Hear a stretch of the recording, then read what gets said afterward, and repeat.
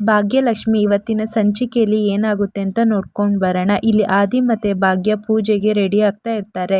ಆದಿ ನೋಡಿದರೆ ಪಂಚೆ ಶಲ್ಯ ಎಲ್ಲ ಹಾಕ್ಕೊಂಡು ಬರ್ತಾನೆ. ಅದನ್ನು ನೋಡಿ ಭಾಗ್ಯಗಂತೂ ಜೋರು ನಗು ಬರುತ್ತೆ.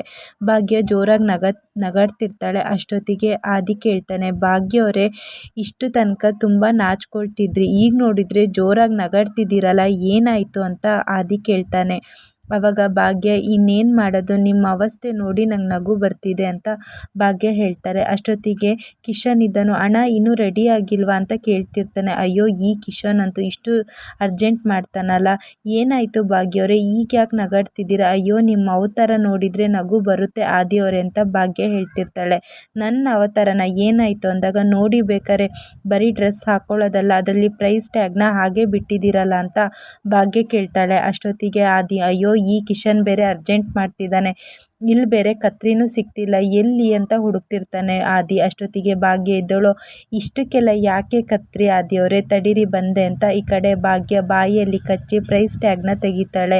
ಅಷ್ಟೊತ್ತಿಗೆ ಥ್ಯಾಂಕ್ಸ್ ಭಾಗ್ಯವರೇ, ನೀವಿದ್ದಿದ್ದಕ್ಕೆ ನೋಡಿ ಇಷ್ಟು ಉಪಯೋಗ ಆಯಿತು, ಅದಕ್ಕೆ ಹೇಳೋದು ಹೆಂಡತಿ ಯಾವಾಗಲೂ ಪಕ್ಕದಲ್ಲಿ ಇರಬೇಕು ಅಂತ. ಅಯ್ಯೋ, ನೀವು ಹಿಂಗೆ ಹೊಗಳುತ್ತಿರ್ತೀರಾ ಏನು ಅಂತ ಭಾಗ್ಯ ಕೇಳ್ತಾಳೆ.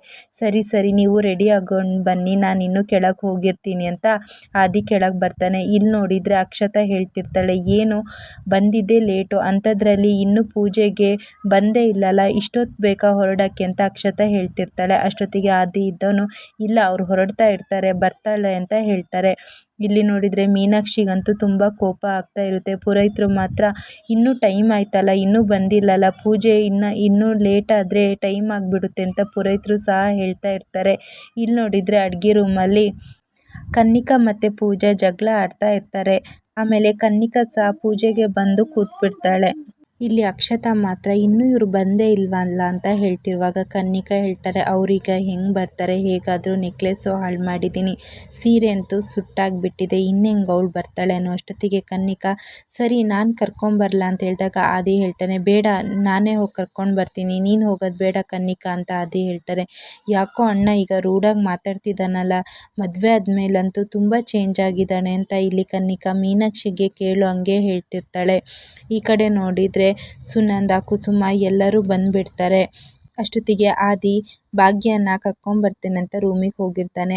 ಬನ್ನಿ ಬನ್ನಿ ಬೀಗ್ರೆ, ಈಗ ಬಂದ್ರಾ ಅಂತ ಇಲ್ಲಿ ಕೇಳ್ತಿರ್ತಾರೆ ಆದಿ. ಅಪ್ಪ ಹೌದು, ಈಗ ಬಂದ್ವು. ಅಷ್ಟೊತ್ತಿಗೆ ಅಕ್ಷತೆ ಇದ್ದವಳು ಮೀನಾಕ್ಷಿಗೆ ಹೇಳ್ತಾರೆ, ನೋಡು, ಇವ್ರನ್ನೆಲ್ಲ ಜಾಸ್ತಿ ಸೇರಿಸ್ಬೇಡ, ಇವ್ರು ಬೇರೆ ಮಿಡಲ್ ಕ್ಲಾಸ್ ಜನಾಂಗದವರು, ಹೆಚ್ಚು ಸೇರ್ಸೋಕ್ಕೆಲ್ಲ ಹೋಗಬೇಡ ಇವ್ರನ್ನ ಅಂತ ಮೀನಾಕ್ಷಿಗೆ ಕನ್ನಿಕಂಗೆ ಈ ಅಕ್ಷತಾ ಹೇಳ್ತಾ ಇರ್ತಾರೆ. ಅಷ್ಟೊತ್ತಿಗೆ ಗುಂಡಣ್ಣ, ಅಮ್ಮ ಎಲ್ಲಿ, ಅಮ್ಮನ ರೂಮ್ ಎಲ್ಲಿ ಅಂತ ಕೇಳ್ತಿರುವಾಗ ಮೇಲೆ, ಸರಿ ಹಾಗಾದರೆ ನಾನು ಹೋಗಿ ಬರ್ತೀನಿ ಅಂದಾಗ ಈ ಕಡೆ ಕನ್ನಿಕಾ ಹೇಳ್ತಾಳೆ, ಯಾರೋ ಅಮ್ಮ, ಯಾರನ್ನು ಕರಿತಿದ್ಯಾ? ಅಯ್ಯೋ, ಅಮ್ಮನ ಅಮ್ಮ ಅಂತ ಕರೆಯೋದೆ, ಇನ್ನೇನು ಆಂಟಿ ಅಂತ ಕರೆಯೋಕ್ಕಾಗುತ್ತಾ ಅಂತ ಕನ್ನಿಕಂಗೆ ಹೇಳಿ ಈ ಕಡೆ ಹೋಗ್ತಾನೆ ಗುಂಡಣ್ಣ. ಅಷ್ಟೊತ್ತಿಗೆ ತನ್ವಿಗೆ ಕುಸುಮ ಹೇಳ್ತಾನೆ, ಹೋಗಿ ಡ್ರೆಸ್ಸಾರು ಚೇಂಜ್ ಮಾಡು, ಮೇಲೆ ಅಮ್ಮನ ರೂಮ್ ಇದೆ ಅಂತ ಹೇಳ್ತಾರೆ. ಅಷ್ಟೊತ್ತಿಗೆ ತನ್ವಿ ರೂಮಿಗೆ ಹೋಗುವಾಗ ಆದಿ ಭಾಗ್ಯಂಗೆ ಹೆಲ್ಪ್ ಮಾಡ್ತಿರ್ತಾರೆ. ಅಯ್ಯೋ, ಅಷ್ಟೊತ್ತಿಗೆ ಭಾಗ್ಯ ಇದ್ದವಳು, ಬಂಗಾರಿ ನಿಲ್ಲು ಅಂದರೆ ಇವರಿಬ್ಬರನ್ನ ನೋಡಿ ಸಿಟ್ಟಲ್ಲಿ ಆ ಕಡೆ ತನ್ವಿ ಹೋಗೇ ಬಿಡ್ತಾಳೆ.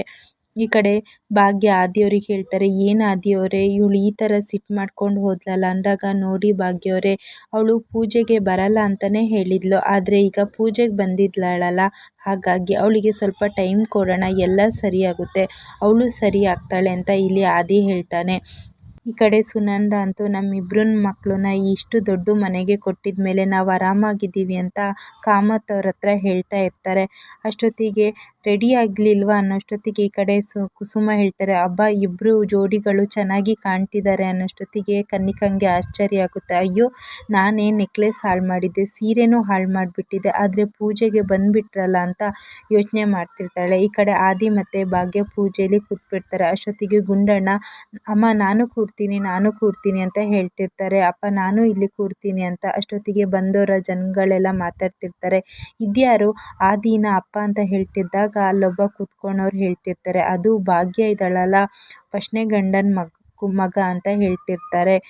ಆದ್ರೂ ಗುಂಡಣ್ಣ ಪೂಜೆಗೆ ನೀನು ಕೂರೋದು ಬೇಡ, ಬಾ ಅಪ್ಪ ಅಮ್ಮ ಕೂರ್ಲಿ ಅಂತ ಇಲ್ಲಿ ಸುನಂದ ಹೇಳ್ತಿದ್ರು. ಗುಂಡಣ್ಣ ಮಾತ್ರ ನಾನು ಕೂರ್ತೀನಿ ಅಂತ ಹೇಳ್ತಿರ್ತಾನೆ. ಅಷ್ಟೊತ್ತಿಗೆ ತನ್ವಿ ಇದ್ದವಳು, ಅಪ್ಪ ಅಮ್ಮ ಮದುವೆ ಆದ ತಕ್ಷಣ ಆಗ್ಬಿಡಲ್ಲ, ಅವರೇನು ಈ ಮನೆ ಏನು ನಮ್ಮದು ಸ್ವಂತ ಆಗಲ್ಲ, ಅಪ್ಪ ಏನು ನಮ್ಮಪ್ಪ ಆಗಲ್ಲ ಅಂತ ತನ್ವಿ ಗುಂಡಣ್ಣಂಗೆ ಹೇಳ್ತಿರ್ತಾಳೆ. ಇಷ್ಟು ಇವತ್ತಿನ ಸಂಚಿಕೆಯಲ್ಲಿ ನಡೆಯುತ್ತೆ.